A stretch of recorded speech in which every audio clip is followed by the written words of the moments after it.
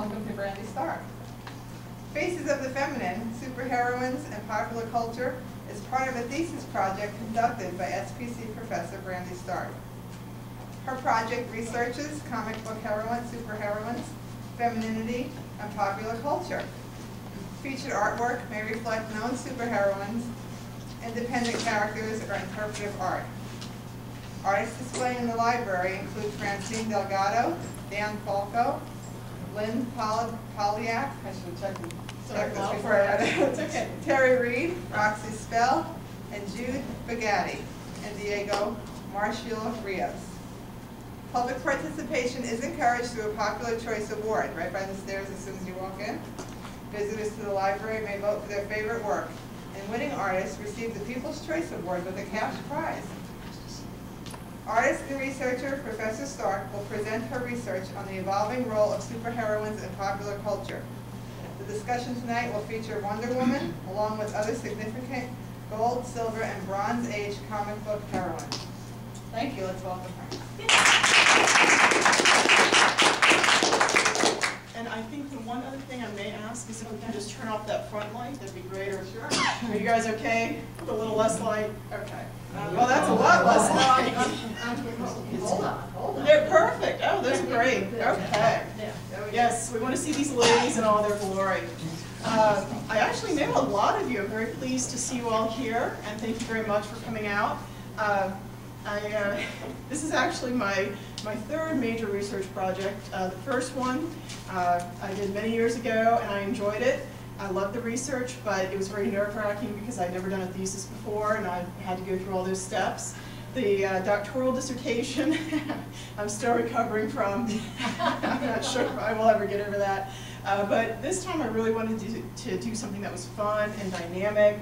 And I talked to my chair, this is actually a second master's, and she said, you know, if you like comic books, let's go with that. I said, okay, let's do it. It's just one of those things that fortunately, it reminds me very much of religious studies, but it combines in with humanities. So what we're going to look at tonight are Faces of the Feminine, Superheroines and Popular Culture. And these are the three women that I am featuring. Anybody know who's on the far left? Yes, the Invisible Girl, later the Invisible Woman, and then in the middle, anybody not recognize her? Wonder Woman. Wonder Woman. By the way, the most well-known popular icon, actually very well-known popular icon. And then to the far right, Mary Marvel. Yes, very good. And so we're actually going to talk a little bit about these three. But first, I have to tell you about comic books and the United States. It turns out that this is one of our very own homegrown projects. Comic books have evolved and are one of the major pop cultural phenomena in the United States, along with jazz and movies, interestingly enough. So this is one of the most significant things we produce. And just as K-pictures were used to depict a story, comic books are interesting because they're also a narrative story. So they're a narrative story in pictorial form. So, and of course, if you think about it, comic books really started, well, comics started in about the 1700s, comic books in the late 1800s, but comic books in the form that we have them now were the about 1930s. Any idea who the first major comic book, what the title was, and who it featured? Yes? I was going to guess Superman. You're correct, it's Superman and Action Comics. Very good, 1938. And of course, someday if I do follow-up research, I'll talk about how this also ties into Pulp Fiction with The Shadow, but we're not there yet. So the research question, who reads comic books more, men or women? Men. Men, yes, men are about 70% of the demographic, 70 to 75, maybe more. So the question is, even with a small female readership, how are female comic book heroines depicted in a field that is predominantly male? Artists are male, writers are male, colorists are male, and the readership is predominantly male. Basically, historically speaking, we know that comic books started off with a general idea of the good guy. And notice that it's good guy, right? Not good girl, but the good guy ideal. In fact, one resource actually said in the 50s, all of the superhero characters were pretty much the same good guy. They just had different costumes and different powers, and that was about it. They were all cookie cutters. So essentially, it does have black and white justice. How many of you miss the olden days? I kind of miss the 80s when cartoons and comic books showed good and bad, and there was nothing in between. It was so easy, right? And nowadays, we have all of these shades of gray, and that's certainly something that's changed. Characters become exaggerated figures. Is that a surprise in comic books? Maybe not. This is actually an interview that I did with Mr. Polito, who, if any of you are familiar with Lady Death comic books, Lady Death is a very exaggerated character. And I do remember when she first came out in the 90s and being rather surprised at the new comics that were showing up. But he was actually saying, they are exaggerated figures, and this is wish fulfillment. And so that's part of what comic books do. We can identify with the heroes who are empowered to save themselves and the world. Kind of a neat thing there. The early heroes had primarily physical traits. They were very masculine. So the first two heroes, Superman, what was his power? Strength. Super strength. In the beginning, super strength. In fact, he was very insect-like in the beginning. He could lift 10 times his own weight. He could jump, could not fly. He didn't have any of the other fancy vision yet, but he was still that predominant male. And of course, Batman. Batman is the most human of the characters, but the man has $1 bazillion. And I don't know about you all, I don't have $1 bazillion, because if I did, I would probably have my own Batcave. It would be great, but it hasn't happened yet. So you have this unusual, very masculine-based power for these early characters, and then you have Wonder Woman who comes out, and she was actually the first heroine designed for girls. She shows up in 1941. And of course, if you know DC Comics, you would recognize the trio, the Trinity right there. One of these days, actually, I'm a little bit behind because there are scholars out there that have already started drawing parallels between religion and comic books. And so here you actually have the Trinity. Wonder Woman would actually be the Holy Spirit, interestingly enough, in this. The equivalent. Superman would be the Jesus figure, and then Batman, kind of that very dark, remote God figure. Very interesting stuff. But that's still not this paper, but you actually have the Trinity, and look at how powerful they are together. Originally, they did not know each other. This whole notion of the Trinity is very modern. That's going to be a later item.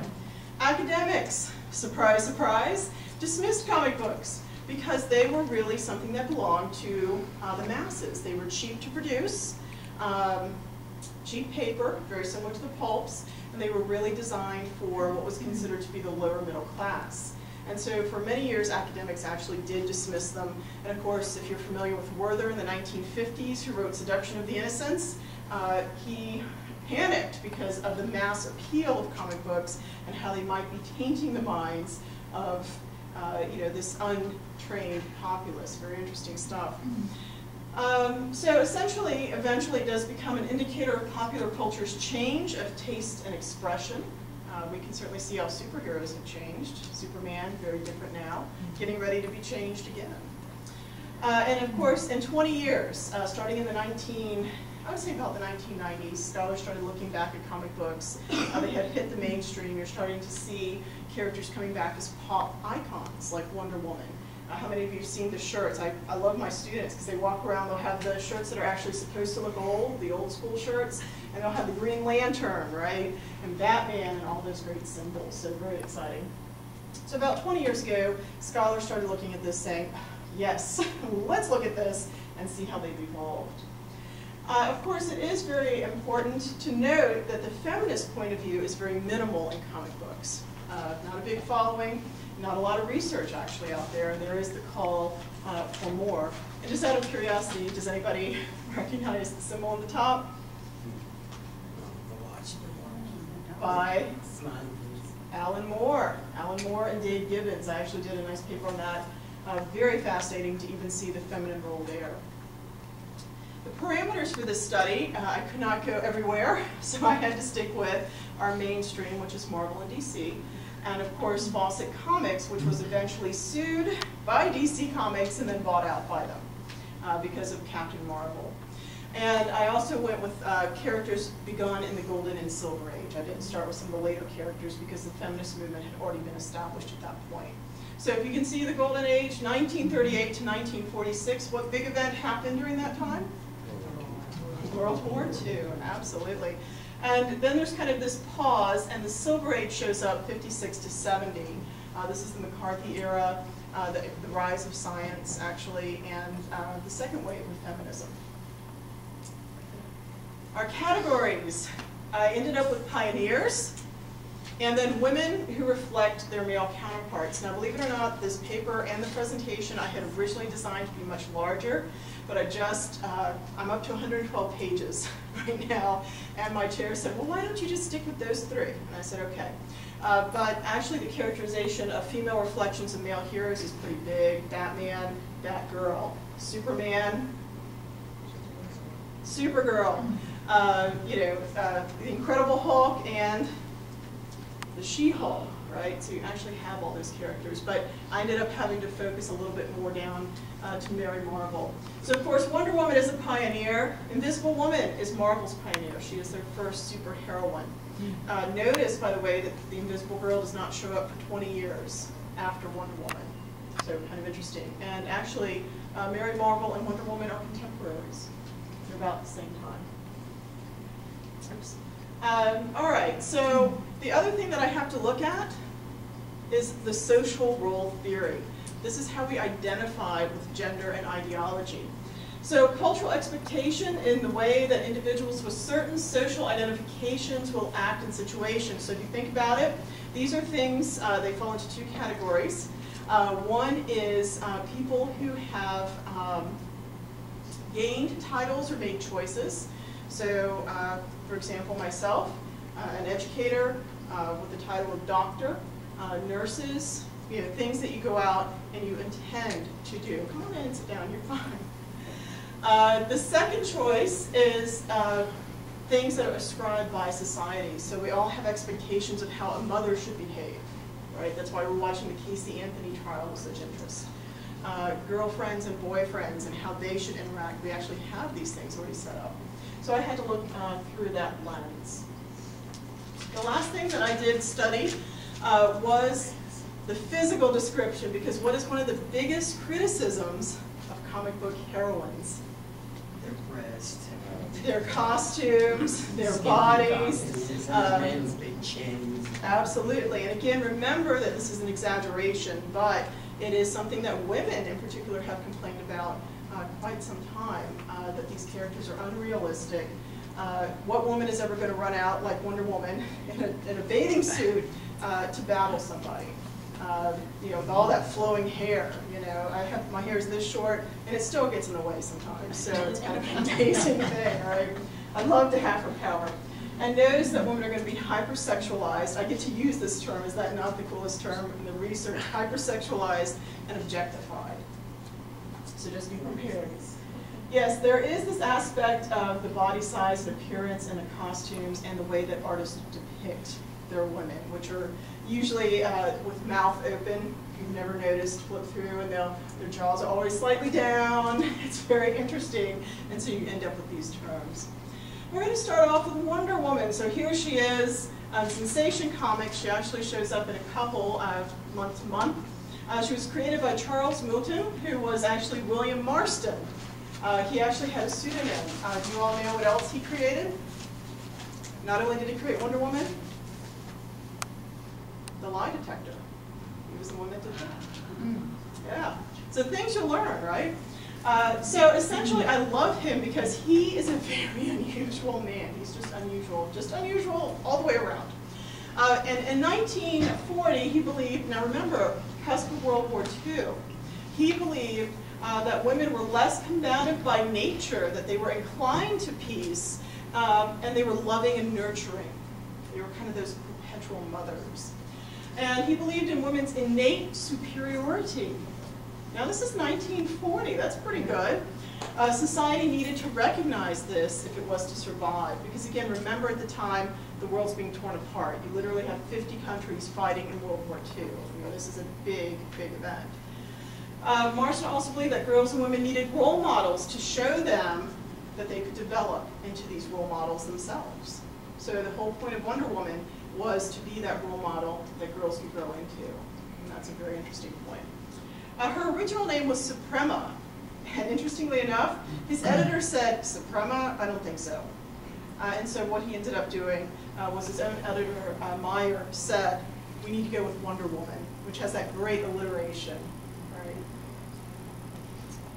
right? Okay, Marston used a lot of his own symbols in creating Wonder Woman. He does use mythology. How many of you were aware that there was a new Wonder Woman TV show that was supposed to come out? What happened to it? It flopped badly. Part of the reason is that they tried to take out all of the mythology. For my humanities students, this is why I squawked with Troy. Because what did Troy do? It took out all the mythology from the Odyssey and the Iliad, the Iliad at this point. And it takes away that magic. So Marston intended to have this mythology in there. So he actually said that Ares is going to represent violence and thereby masculinity, and Aphrodite is love and femininity. And oddly enough, these two are at loggerheads. The irony is that years ago, in the old days, they were lovers together. They were in one of the greatest scandals of all of Olympic history. But here, at this point, they are definitely enemies. And it is Aphrodite who created the Amazons initially in the 1940s. We don't know how she did it.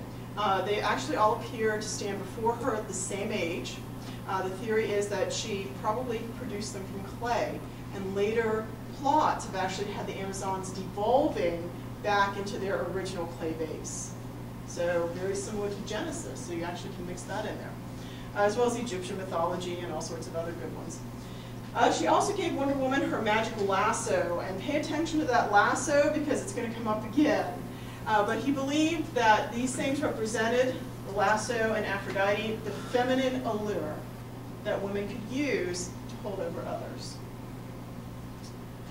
So here she is in her debut, All-Star Comics number 8, 1941 to January 42. Here's the plot. There's a man in a plane by the name of Steve Trevor who crash lands on an island. She rescues him, takes him back to her lab where he is vastly injured. She spends days building something called the purple healing ray, the purple ray. He actually dies, and she uses this ray in a last-ditch attempt to bring him back to life. And what does she do? She falls in love with him. Now this is why I find this a little bit funny, because what society is she in? She's in a woman-dominated society. Yeah, she's with the Amazons of Paradise Island. They're hidden. She's never seen a man before. And the irony is that the first man she sees falls in love with him, right? So, you know, you got to wonder about that a little bit. Oops, there we go. In order to go with him, he goes back to Patriarch's world. Wonder Woman actually has to undergo the bullets and bracelets test. That's very famous. It's in almost every incarnation. She has to prove that she is tough enough, strong enough, and that she's worthy to go. Now this is why this is interesting. When Wonder Woman starts up, she has to prove herself, but when Batman and Superman start up, do they prove themselves? No, they just are. They just put on a cape and they go out and they're ready to go. She has to go through a tournament. She actually has to put on a disguise because her mother told her not to do it. She disobeyed her mother. Yes, she did. She has a very interesting relationship with her mother, Hippolyta. And it's interesting because this indicates that in this female-based race, she has to answer to not only her people, she has to prove herself, and she also has to answer to her gods, because the gods have to bless this. You can't just let her out. The goddesses have to show up and say, yeah, you can go. All right, she gets to be a warrior. Unlike a lot of women at this time, she is on, actually, she could not pass a mystical barrier, so she did a lot of fighting on American soil. And the mystical barrier is very confusing, so we just leave that alone. She did actually fight against Nazis. She fought against samurai from Japan. She fought against all sorts of people. But she's even given gifts to fight. She has her bracelet, she has the lasso, and she has something called radio telepathy, which they never describe again. But she actually had the ability to use her headband to call people. And you just go with it and say, great, good for you, lady. I would like that too. Come on, car, it's time to go. You know, have the car show up. She actually appealed not only to girls, but to the military. Because who's reading this book? The WACs, the WAVES, and the personnel that are serving overseas. And remember that this is where comics are going to first get their popularities. They go into World War II, and they're given as gifts to the soldiers. And she is very empowered because she aids the war, and then when she's not aiding the war, she comes home and she helps women. And she tells them, ladies, be empowered. You can do this. Very interesting. However, she has some cultural conflict to deal with because, again, she has come from Paradise Island to a mixed culture in America, of course. Amazons actually shun men. They have a reason to. Hercules showed up 2,000 years ago, put them all in chains, and they were all bound, and they never forgot that. Apparently they keep a really strong grudge. And so, no men, period. She's also removed from the traditional birth. She doesn't even get to the old-fashioned way. She's actually made out of clay, and this is the oldest form of Wonder Woman being made into a statue. Very similar. This makes sense. This goes right back to mythology. Pygmalion and Galatea in the old classic mythology. Aphrodite brought the statue to life. Here, she's done the same thing. And of course, she is born and raised in an all-female utopia. So she comes to America, and what does she have to deal with? Isn't that not the strangest image? I was curious to see what would happen. Because, quite frankly, how many of you think of Wonder Woman pregnant? Ever? Isn't that strange? Because she's the archetypical virginal warrior. She's the Athena, right? The Diana, literally, the Artemis. But she has to deal with the possibility, because she has pursued Trevor here, that she might be a mother. Wouldn't that be interesting? So there's an actual pregnant woman. Yes, somebody has a lot of time on their hands. That's all I can say. And it is also interesting because DC Comics never makes the mainstream Wonder Woman pregnant, but they play with her in alternate universes. Remember, they always do these alternate worlds. And she has Superman's baby and 5 of them, and Trevor's kid and at least 4 more that I could find. Trevor dead. He dies in '68, but this is your alternate universe. So they say, well, if this had happened, and here's this whole world, and then she got married, and then she had a baby. And you just go with it because that's DC, and that's what they do. So, and she also has a second conflict. She's Diana Prince, and she's Wonder Woman. Just like Clark Kent and Superman, Bruce Wayne and Batman, DC characters have got to be the most schizophrenic I've ever studied, right? Because as Wonder Woman, she's empowered, she's free, she saves the world, she can love the world. But as Diana Prince, she's submissive, quiet, military only. Steve Trevor, who does he pay attention to? Wonder Woman or Diana Prince? Wonder Woman. He doesn't even want to hire Diana Prince as his own secretary. She gets hired by a colonel over him that needed a woman to be a clerk for him. So it's kind of interesting. So poor Wonder Woman, very confusing. So you're already dealing with love, you're dealing with this weird culture, and now you're dealing with your split personalities. Then we get 1950s. Wortham's, Werther's Candy, Wortham, not the same thing. He actually published Disucssion of the Innocents, and if you want to read some scary stuff, it's all in there. Batman and Robin, not a healthy male relationship. They were accused of things. Wonder Woman, accused because of her female relationships and the fact that in every single episode, somebody was tied up. Now this is interesting because it turns out that Marston believed, her creator, believed in, how many of you thought you'd come and hear about Wonder Woman and hear about this? Submissive bondage. He actually practiced this with, by the way, his wife and his mistress, who lived in the same house with him and each had 2 kids by him. Interesting guy. Ooh, yeah, the things you never hear. So essentially, and it is quite funny because she comes from the Amazons and then she goes into this all-female sorority of the Holiday Girls. And the Holiday Girls are in all sorts of trouble. You know, so it's kind of interesting. And there was even a rumor that said he created the phrase suffering Sappho to make fun of his enemies. Now, if you don't know who Sappho is, it's Sappho of Lesbia. And this is where we actually get the term lesbian from. So she was a very famous Greek poet. So here's our bondage and submissiveness. How many of you saw this coming? And actually there are a ton of other images, and I ended up with these because, first of all, both she and Trevor up there in chains, and look at what she's saying. We're helpless, right? We can't get away. And then you have, this is actually from the 60s, late 60s, early 70s, when she was an it girl. We'll talk about that, but wow, that's pretty graphic actually. And then at the very bottom, those are the holiday girls. And the holiday girls were caught red-handed in every episode where they had somebody, they were always spanking them, men or women. And so here you have this young woman saying, oh, come on, please let me go, and they're still spanking her. And that's a weird image, and this was published. So essentially, it's also interesting to note that Wonder Woman's lasso, not used too much against men, but also used against women. And also used against herself. She puts herself into these positions. Very interesting stuff. Then we have the romance. The 50s. DC went, uh-oh, yeah, we gotta kind of cool this off a little bit. So all of a sudden, Wonder Woman turned into a romance columnist. And I kid you not, Diana Prince moonlit from the military writing a romance column. So she dispensed advice to her female friends. And I love this panel. He's such a lech, So there's Steve Trevor. Here you also start seeing a new subculture with Wonder Woman. They started talking about her as a teenager, Wonder Girl, her teenage self. And as a teenager, she had two boyfriends, Wingo, the bird boy, not pictured, and basically who's going to become Mano, the merboy. A bird boy and a fish boy, neither of which are normal males. They're actually what we would call, in Freudian terms, immature males.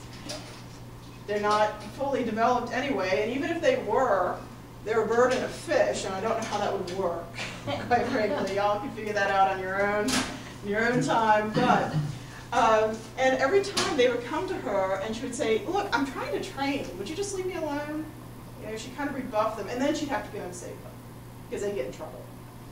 Well, as an adult in the 50s, Steve Trevor, every other episode, would you marry me? Marry me, beautiful. Marry me, angel. It's time to get married. Here's the problem. If Wonder Woman gets married, she loses her powers. So the irony of ironies here is that Wonder Woman's greatest weakness, can you all figure out what it is? Love. Not just love. It's more than love. She can love Trevor. What can't she do? And marry implies consummation.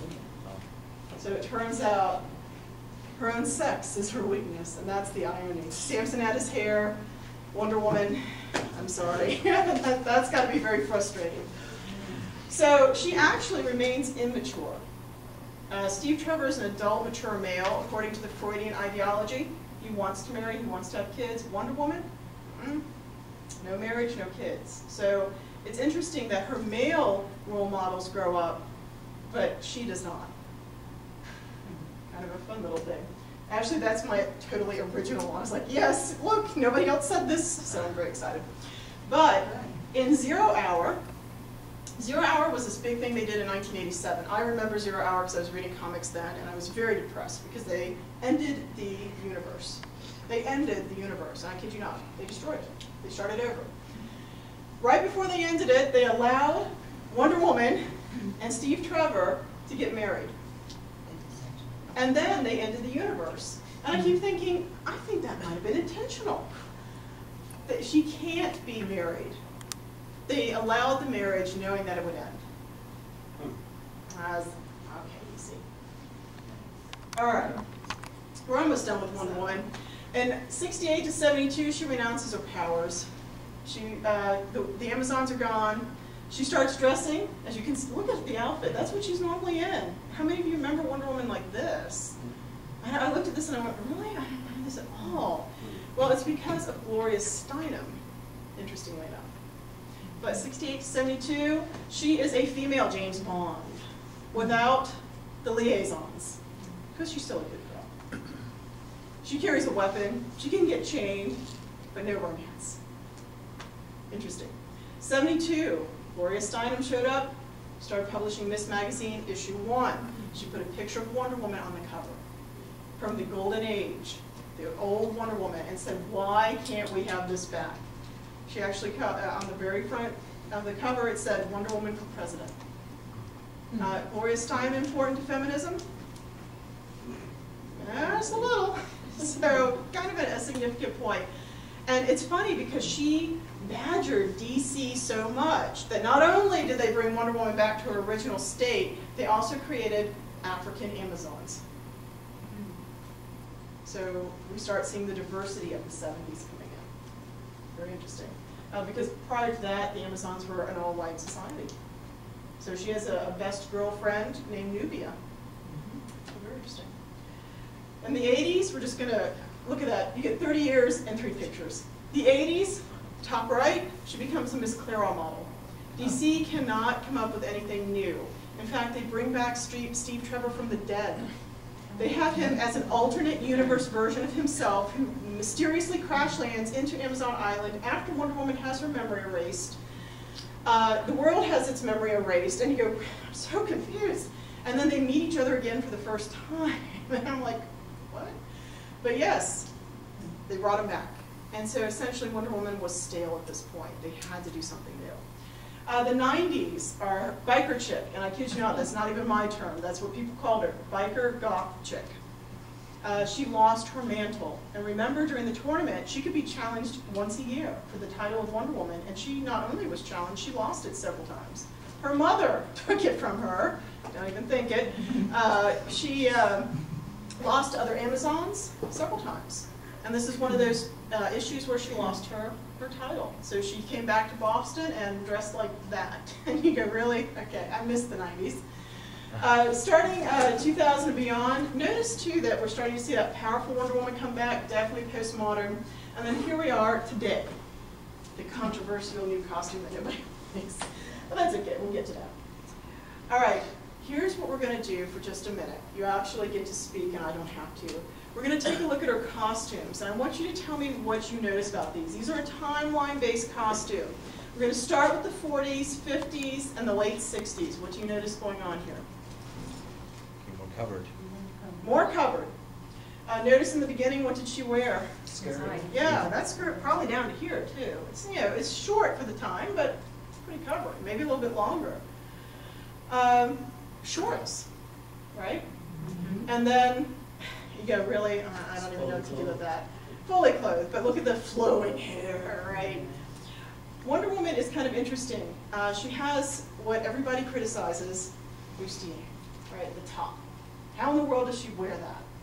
Notice too that her musculature is not overly emphasized here. She's athletic, but she's not muscular. The bottom will shrink, but notice that the stars always amplify her hip area, but she's always in motion. It amplifies her